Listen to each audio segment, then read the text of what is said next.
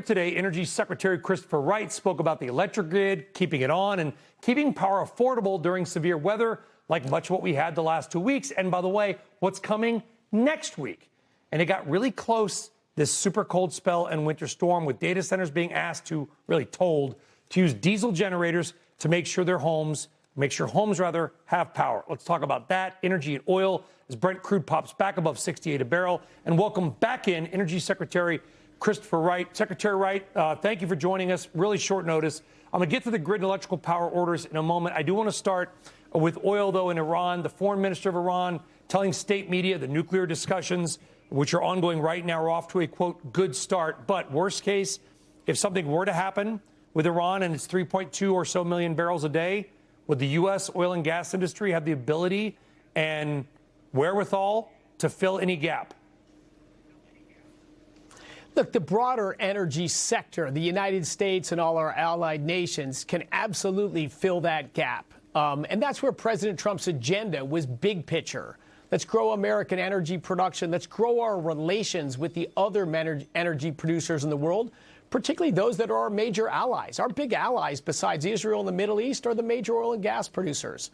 So the world is very well supplied with oil right now, and I think it gives President Trump more leverage in his geopolitical actions to not worry about a crazy spike in oil prices. And that kind of falls to the Venezuela story as well. I know you've talked about Venezuela. Where does Venezuela right now fit into the U.S. and global oil scheme? So right now, Venezuela is only producing about 900,000 barrels of oil a day. It has the potential to produce vastly more than that. But here's a case where President Trump is playing geopolitics. We're in Venezuela because of their criminality, because of them harboring our adversary nations, because they're exporting of crimes and guns and kidnapping Americans. That's why we're in Venezuela. But President Trump is seeing there's a very unique thing we can do here, is we can dramatically pivot the behavior of Venezuela to the betterment of Venezuelans and Americans and our hemisphere without American troops on the ground, but simply with energy and with commerce. So by controlling the sales of Venezuelan oil, which we are doing right now, and bringing some stability and hopefully ultimately a better business environment to Venezuela, we can see huge growth in Venezuelan oil production over the next few years. And that benefits Americans, that benefits Venezuelans, it benefits the world. And again, also makes us robust to interruptions that might come up with Iran or any other nation around the world. And you and I talked about this a few weeks ago down in Florida in person. Do you think Venezuela could, it's not going to be overnight. The country, it's a dilapidated oil system. There's a lot of work to do. But do you think Venezuela can get over 1 million barrels a day relatively quickly and then scale from there? Absolutely. Absolutely. I think you'll see several 100,000 barrels a day of growth in Venezuelan production this year. It will be a substantial percent of global demand growth this year. Yeah, Venezuela is going to be another helpful stabilizer of energy markets and, of course, bring that extra heavy crude that so many of the U.S. refineries were built to refine. Secretary, we know that there is this enormous demand for more data centers, more compute. We just heard Jensen Huang reiterating it last hour here on the network. What can you tell us about the bottleneck? How quickly can power be brought online? How can we make sure there are no blackouts and that prices aren't going up for users? Yeah, well, first on the last point on prices, data centers are actually a road to drive electricity prices down, not up. If you look over the last 5 years, the states with rapid demand growth are the states that have had no rise in electricity prices or rises well below the rate of inflation.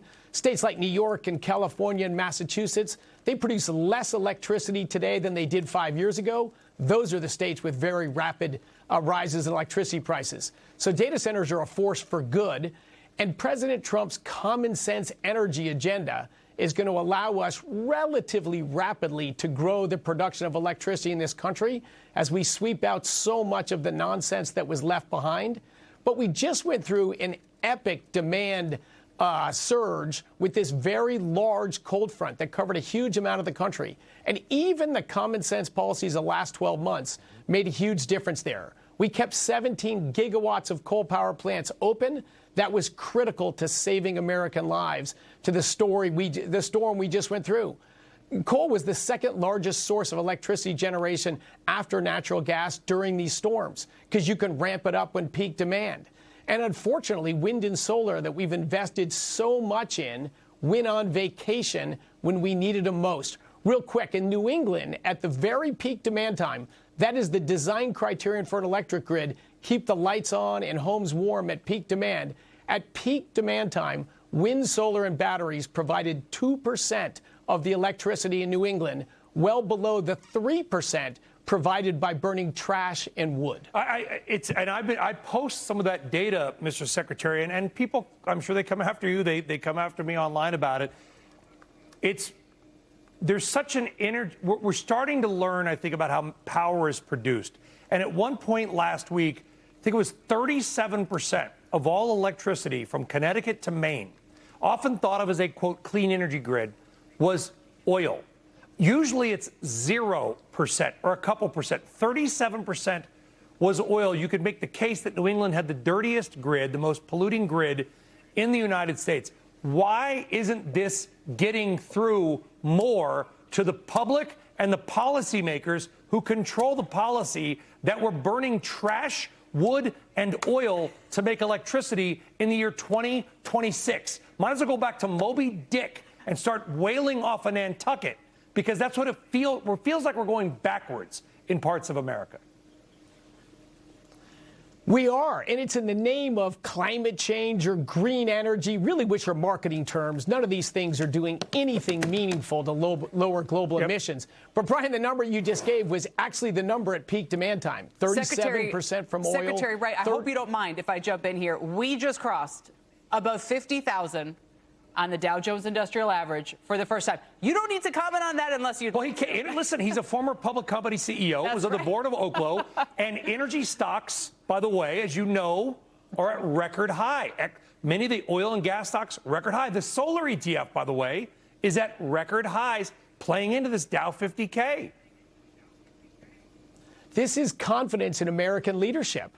We have a president in the leader today that doesn't want to end our energy industry or end our innovations in technology. He wants to unleash Americans, business, consumers, and capitalists. And yes, you see it first reflected in the stock market. You will see it reflected in a very robust economy this year and next year in the United States. As all these plants and factories are under construction in our country, businesses have the confidence to expand and invest in the future. And that's not just energy policy. That's just common sense across the board. Energy Secretary Chris Wright, we appreciate your views. Dow at 50,012. Energy, a big part of that story. Affordability, hopefully a big part of the story going forward.